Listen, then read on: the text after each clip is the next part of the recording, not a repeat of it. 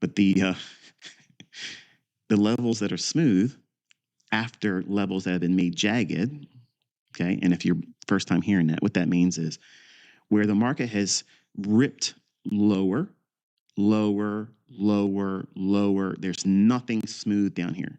In other words, nothing in terms of a relative equal low. They just keep taking it lower, lower, lower, lower, lower, and then there's a shift in market structure. And then by keying off of this sell sign of balance, buy sign efficiency as a inversion fair value gap, Dodgy, you can start including this now.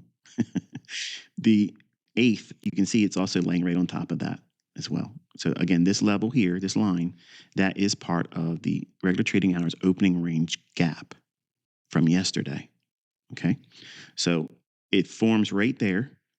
So you're going to tell me now everybody's trading the eighths on an opening range gap from a previous day after the gap closes.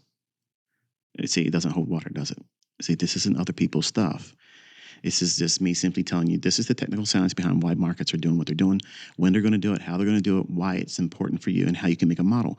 But starting very, very simple, very, very simple, looking for very simple things.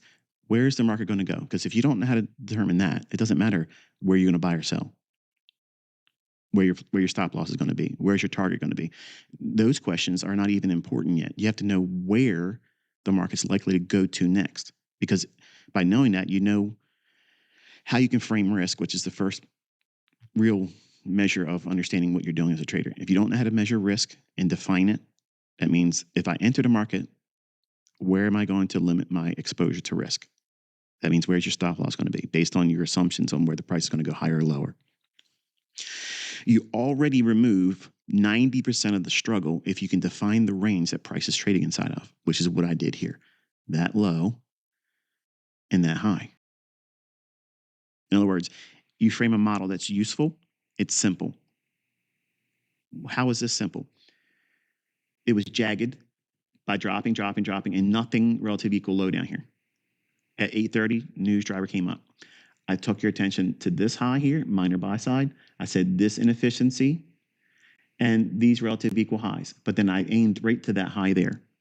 Okay, so the dealing range is high to low. 3/4 of that range is optimal trade entry.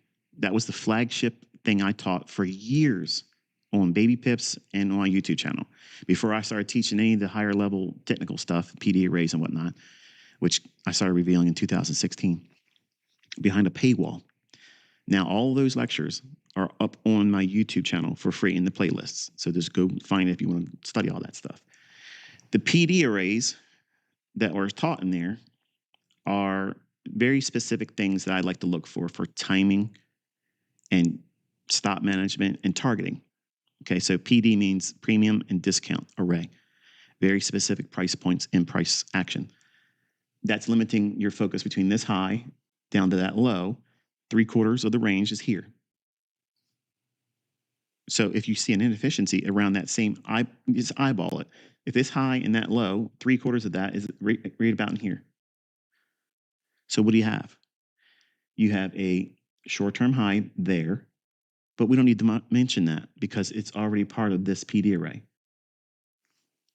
So this is the inefficiency. This is the liquidity. This was a minor buy-side liquidity pool. The attention was focused to the upside.